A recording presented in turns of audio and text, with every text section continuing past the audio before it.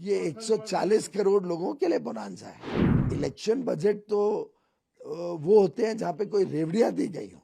ये तो देश को मजबूत बनाने का बजट है। Almost every sector has widely acclaimed this budget as a very balanced budget. The whole world today recognizes India as the fastest growing large economy. The whole world believes that India will give a big push to the global economy. विकसित देश बनाना है, उसका ये जो पहला budget था, बहुत ही सोचा समझा रणनीति तहत देश की अर्थव्यवस्था को लंबे अरसे तक बल देने वाला एक फाउंडेशन क्रिएट करने वाला बजट आज माननीय निर्मला जी ने पेश किया है। एक ऐसा बजट जो लगभग हर वर्ग की चिंता करता है, एक ऐसा बजट जो अगर मेरे क्षेत्र देखें तो वस्त्र विभाग हो या इंडस्ट्री हो, आयात निर्यात हो, उस पर भी बहुत गहराई से ध्यान देता है। प्रधानमंत्री गरीब कल्याण अन्न योजना के लिए पर्याप्त मात्रा में धनराशि उपलब्ध कराता है कि हम सभी 80 करोड़ लोगों को मुफ्त में अनाज दे पाए। और इसी प्रकार से हर क्षेत्र में, डिफेंस में रिकॉर्ड बजट है। इंफ्रास्ट्रक्चर स्पेंडिंग गत 4 वर्षों में 3 गुना कर दी गई है। और रेलवे का तो बताया कि पिछले 7-8 वर्षों में लगभग 9 गुना कैपेक्स के लिए प्रावधान किया गया है। तो हर तरीके से माननीय वित्त मंत्री ने एक ऐसा बजट दिया है जो भारत को बहुत लंबे अरसे की छलांग लगाने के लिए पहला कदम के रूप में देखा जा सके।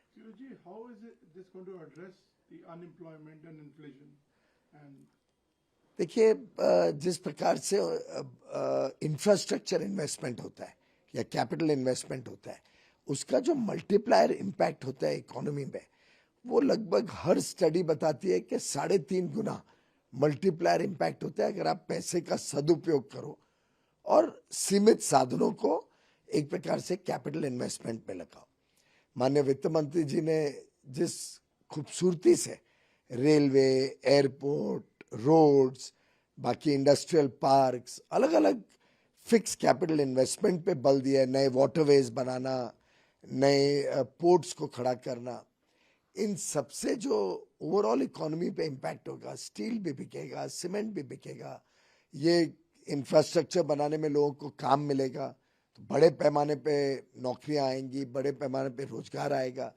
उन सब की जो आमदनी होगी फिर वो खर्चा करेंगे। जब वो खर्चा करते हैं तो वो भी एक तरीके से इकोनॉमी में फिर पैसा डिमांड क्रिएशन होती है। तो वो जो मल्टीप्लायर इम्पैक्ट इकोनॉमी में होता है, बहुत बड़ा रोजगार का साधन बनता है, व्यापार का साधन बनता है और उसके बलबूते पे एक प्रकार से होलिस्टिक डेवलपमेंट देश की बनती है। प्रधानमंत्री नरेंद्र मोदी जी का जो आप काम करने का ढंग देखें, आज पूरे विश्व ने उसकी तारीफ की है। पूरा विश्व समझ रहा है कि प्रधानमंत्री जी ने जिस प्रकार से भारत की अर्थव्यवस्था को संभाला, शायद बड़े बड़े अर्थशास्त्री और बड़ी ताकतवर देश भी इतनी अच्छी तरीके से अपनी अर्थव्यवस्था नहीं संभाल पाए।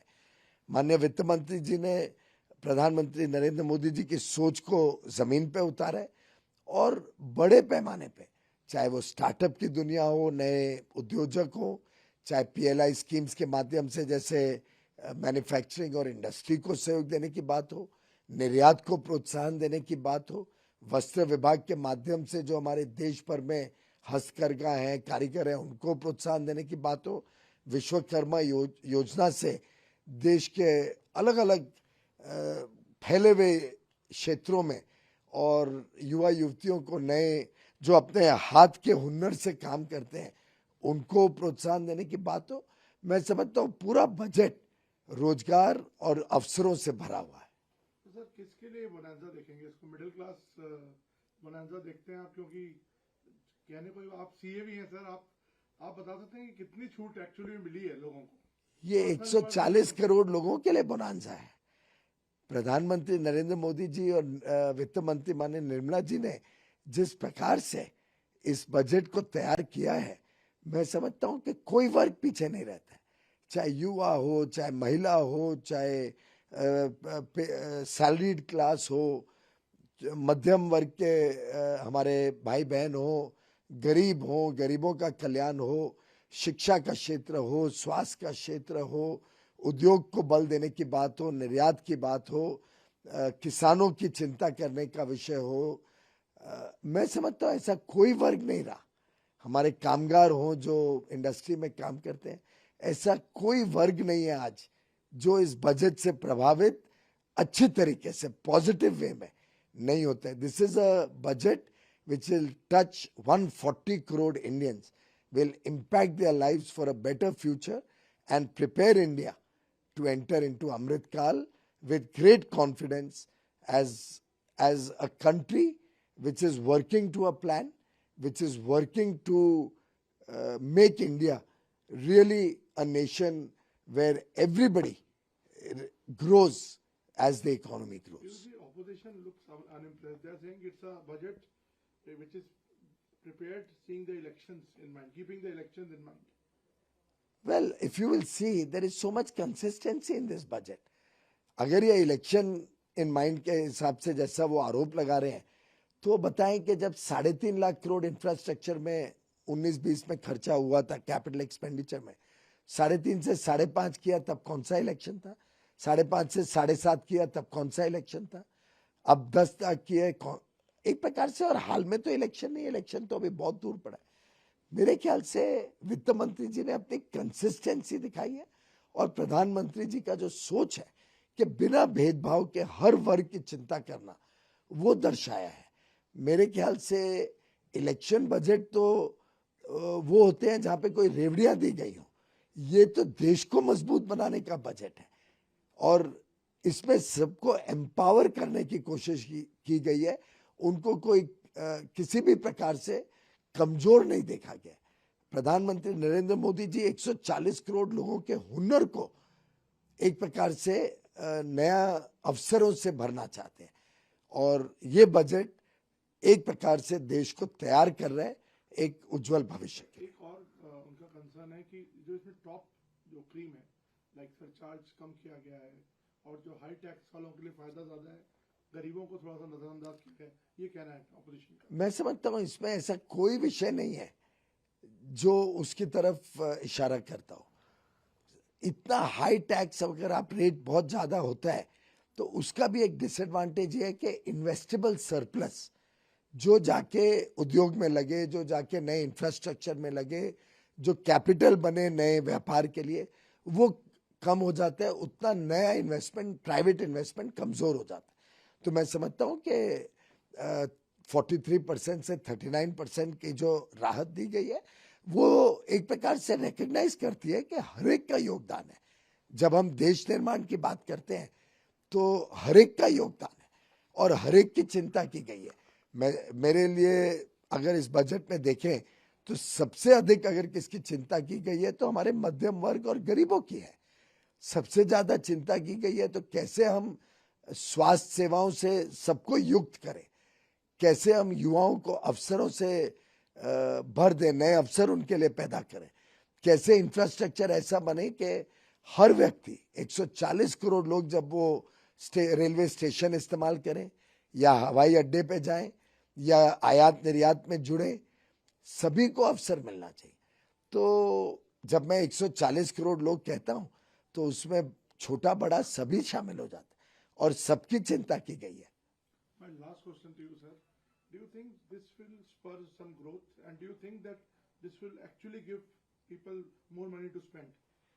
Clearly, the benefits that have come out of this budget have been widely recognized and hailed by every section of society.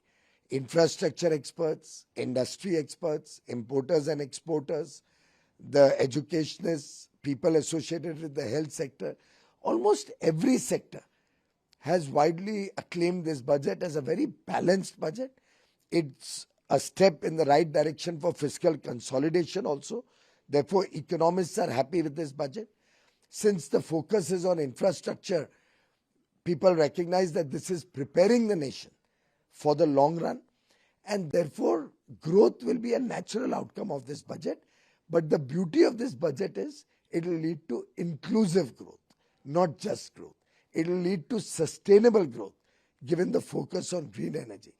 And therefore, I can say with full confidence, the whole world today recognizes India as the fastest growing large economy. The whole world believes that India will give a big push to the global economy in the years to come. India will be the bright star. It is the bright star, but will continue to be the bright star in the years to come. Sadly, some of my friends and colleagues in the opposition are unable to digest that, and therefore they are shooting in the dark. They are making the typical standard comments, little realizing that the world and the people are smarter. ये जनता है जो सब समझती है, जानती है, और इसीलिए प्रधानमंत्री नरेंद्र मोदी जी पे उनका अटूट और अटल विश्वास है. एक बड़ा इंटरेस्टिंग वर्ड मेंशन किया, revdi. Do you see no revdis in this? Well, I see empowerment. I see लोगों को तैयार किया गया है कि वो आगे चल के कैसे इस देश के अच्छे नागरिक भी बने और कैसे आगे चल के इस देश की बढ़ती हुई अर्थव्यवस्था में, इस देश के विकास में योगदान दे सके. जब एक गरीब को घर मिलता है तो एम्पावर होता है, उसका परिवार एम्पावर होता है. जब, और आपने देखा कि 67% आवास योजना में, प्रधानमंत्री आवास योजना में आउटले को बढ़ाया गया. ये एक प्रकार से सशक्तिकरण का एक बड़ा अच्छा कदम है. जिस प्रकार से स्वास्थ्य सेवाएं दी जा रही हैं, वो लोगों को बीमारियों से बचाता है और देश की विकास की यात्रा में अपना योगदान देने के लिए प्रोत्साहित करता है. जब हमारे भाई बहनों को अच्छी शिक्षा मिलती है, उनका कौशल विकास होता है. विश्वकर्मा योजना से एक प्रकार से हमारे युवा युवतियों को आगे एक अच्छे नागरिक और अपने खुद की कमाई का साधन के लिए तैयार किया जा रहा है.